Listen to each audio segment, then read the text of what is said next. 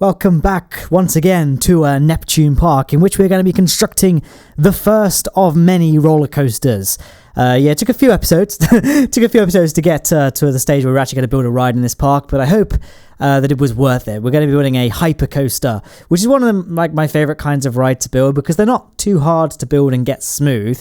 Planet Coaster is very difficult to make smooth rides with inversions and complicated layouts and things, but HYPERCOASTers, because they're quite simple in nature and that it's mainly just up and down and sort of banked turns, I guess, can be a little bit challenging at times with the smoothing tool, but in general they're quite easy to get smoothed over, and you get quite realistic HYPERCOASTers with, fairly minimal effort. And HYPERCOASTers themselves are usually always really, really fun to ride on. I think one of my favourite coasters of all time is, I really like the big one at Blackpool Pleasure Beach, just because I guess it's British and I have that, national pride there, but also just like the big air time and it's minimal restraints, it's just a lap bar, so you kind of feel a little bit more free to move around and you feel like I was basically on the edge of your seat, but that feels like a pun, but it's not really a pun. But I don't know, it's just a bit more exhilarating, I suppose, to feel like you're so close to death, which I guess is what roller coasters simulate, right? There's the adrenaline rush.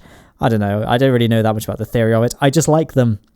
So the colour scheme of this ride, I think, it is, by the looks of things, based on Fury 325, which is pretty much knocked out. Millennium Force always had this monopoly of being rated the best roller coaster in the world. There's like Millennium Force, I think Superman Ride of Steel often clashes with it, and there's another big hypercoaster as well. But when Fury 325 was built and finished, that pretty much took the top spot of being nominated as the world's best roller coaster. I think it still does duel with Millennium Force as being which one's the best. They're both fantastic rides, I assume. I've never ridden both, but I've ridden ones that are similar, and they're always really good. Like, I really like Goliath at Magic Mountain, Six Flags.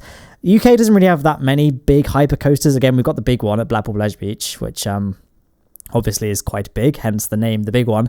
But like the theme parks I'm only going to are things like Drayton Manor, which is very tiny, Alton Towers, which has height restrictions, which is why all their rides are built into the ground. Like Nemesis is built into that big canyon, the Smiler was built into a pit. Oblivion's a little bit of an exception, but again, that uses a hole in the ground. Rita is very, very low. It's almost a terrain coaster, Rita. And 13 is another one that's basically like a terrain coaster. It just sort of snakes its way through some woods. That's it. I guess the Wicker Man is a new one though, isn't it? And that's just a very small coaster again. So that's a bit of a shame with Alton Towers. I think that, I think that's the one thing that holds it back really. But in a way, it kind of works to its advantage. Like, would Nemesis be as phenomenal as it is if it they didn't have to build it underground, basically? Because Nemesis, I think, if you put a gun to my head and ask me what my favorite roller coaster of all time is, I'd probably say Nemesis, because it's the first kind of big one that I rode on. Obviously, I'd ridden on ones before, but Nemesis is the first one. I think Nemesis might have been the first one that actually I went on that inverted. That's how new to roller coaster I was when I rode Nemesis, and just it's unreal how much speed it seems to pick up. It doesn't come from that high off the ground. Like it follows the terrain basically. It goes to the top of a hill. You never really get that high off the ground though. Like, you can make out all the individual twigs and leaves on the floor from the top of the lift hill, which shows how close you are. And it kind of just sort of snakes its way down this sort of dip in the hill, but it just picks up so much speed. I do not know how it does it. It just seems to defy the laws of physics. And immediately just throws you into this corkscrew, spirals down this hill and launches you into some canyon. It's amazing. It's kind of a real testimony that small things do come in small packages. So yeah, I was about to make an inappropriate joke there, but I want to keep my ads, so let's not go there. So that's kind of the basic layout of the ride done, to be honest. So if you want to skip to the end for a POV, I'll talk about the POV in a second. Actually, you can do. There's not going to be many things changed by the layout now. The rest of the videos basically going to be focusing on making the station, which is a generic station building. It doesn't really have anything it's not a fantastical Silvar, I don't really know how you're going to say his name. I used to call him Silver Rat, and then I was like, it's really annoying how whenever you type his name, it never comes up on YouTube search results. The algorithm is really against him. And I was like, oh, it's because it's Silver Rat, not Silver Rat, whatever. That was kind of a weird tangent, wasn't it? Yeah, it's not a fantastical sort of fantasy building like you'd see in a Disney park or one of the crazy things you might see on the Planet Coaster subreddit. It's a very much a generic building you would see kind of at a more standard theme park like Six Flags or something, but I think it really came together. But when it comes to what I was about to say about the POV, I need to talk about that. And with some of the construction of this station building, I lost some of the footage. It was corrupted, shadow play being as reliable as it always is. So most of the buildings here, the actual construction of the transfer track, maintenance shed, and kind of sort of fencing, a lot of that got cut off, as well as the terrain painting. But the actual bulk of the building, which is this construction here, that was fine. So we could show that. So if there will be like a crossfade transition to where you see suddenly loads more is built. I'm sorry. Not much more I can do about that. The footage was gone. And the same for the POV. So I'm going to have to do, I haven't actually added the POV to the video yet, because I've got stuff to do. This week's been very frantic. I'll talk about that in a second as well.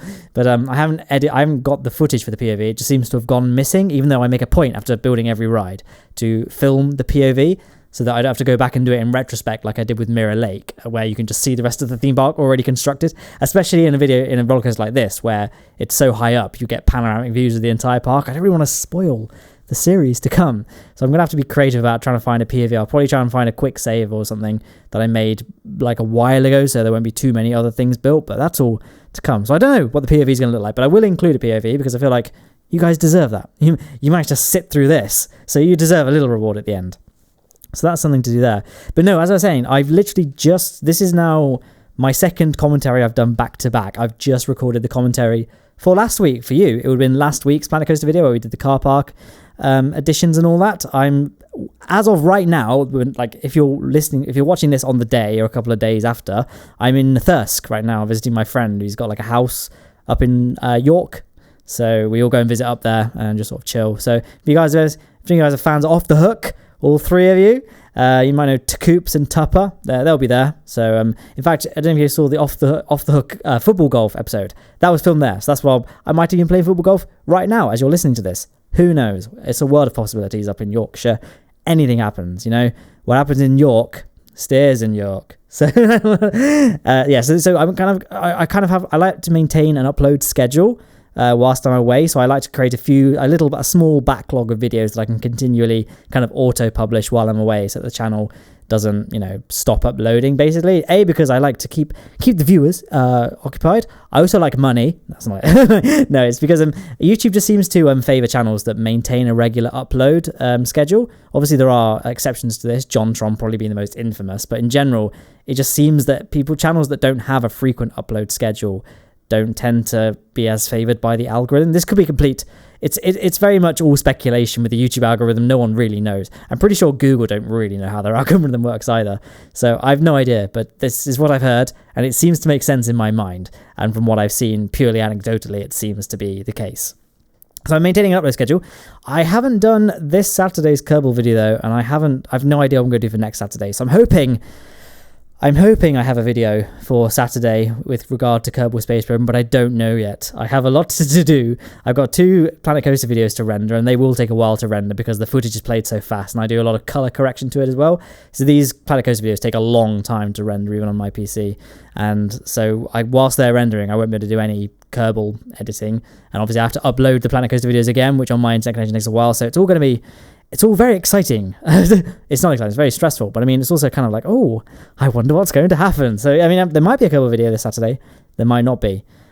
Don't really know I don't know if there's much more of a point to that topic, but that's the situation right now. So that's why there's a lot of unknowns. This whole thing's been rather sort of, not thrown together, but it's all a bit sort of, I don't know, ragtag. There's no real plan right now because I don't really know what I'm going to be doing in terms of time scale and various things. And it's very hot in the UK right now. I want to go outside and enjoy the sunshine because we never get sunshine in the UK. Got to make the most of it. So got a lot of things to get done, really. So, but I mean, I guess you're kind of seeing this thing come together now. I don't see this color scheme used in roller coasters. This sort of purple, sort of like a burgundy purple, almost like 1980s color. Like I feel like this color is like a neon-y. It looks like the sort of thing you might see in like an 80s Spielbergian movie, something like that. I don't know, but it's kind of a cool color scheme that sort of deviates from the standard blues, reds, yellows, greens that people usually use on roller coasters. So I quite liked it. And again, this station building, it doesn't use any kind of exploitative building techniques by basically, like, example, it uses actual roof pieces and actual wall pieces and stuff, and it doesn't use kind of geometric shapes to build up the walls and roofs and things. So it's kind of uses the standard pieces in ways that, you know, the devs intended them to be used for the most part. It's still kind of, I think it has a kind of a unique, it's a generic shape, using generic pieces, but at the same time, I think it came out looking quite neat, unique, and quite cool. Those are just my thoughts. You might disagree. You're entitled to disagree. You might be correct in disagreeing, but I like the way it came out. And obviously, we can add some, because right now the roof itself is floating, which, all things considered, is probably quite an unrealistic approach to construction. So we do need to add some sort of supporting structure. So I kind of went for this sort of, I don't know, it kind of looks like the vasculature of a leaf. You know, you see a leaf and you can see the veins of the leaf. What are they even called? Are they actually called veins? I don't know. But you know what a leaf looks like, right? You guys have seen a leaf? Kind of looks a bit like that. Although I was trying to get it to place because they kept on saying it was obstructed by the coaster because you have to deactivate scenery collision with rides, and it wasn't seeming to be responding properly for some reason. So look, a little bit of trial and error to get it working, but we managed to get it working in the end, and we had to be careful to make sure it wasn't blocking off any of the guest paths. But no, I think we did it for the most part, and it was just sort of trying to get the other pieces to all obey what I wanted to do. And that's pretty much the structure done, to be honest. So it won't be long now before the footage gets corrupted, so we will have to crossfade across in a second. So the only things you'll have missed is the transfer track construction, which you can pretty much see once it's done. And just like I put like some covers for the exterior walkways, for want of a better word. Again, they're just very blocky, generically shaped things. They're not like the main station building. And there it is. We can cut across. You can kind of see.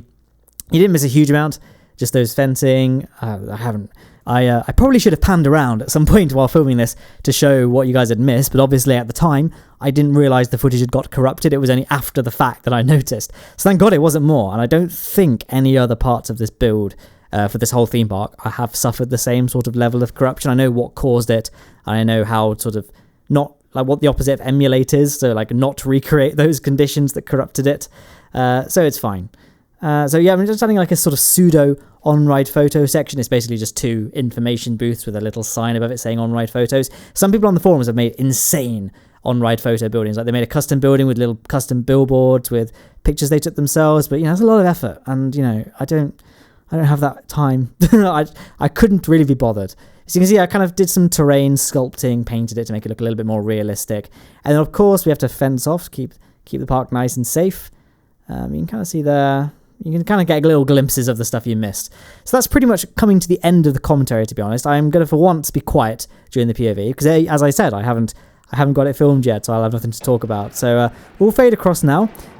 It should be playing now, hopefully, if I found some footage. So I hope you enjoy the POV. I'll be quiet now, but if you want to follow me on Twitter, you know, once we go to the lifter, we'll still talk. You can follow me on Twitter, Patreon, Discord, all in the description. There'll be a playlist link at the end of this video and in the description as well. And that's it. Thank you for watching. I hope you enjoyed this video, and I hope you enjoyed the rest of your day and this ride.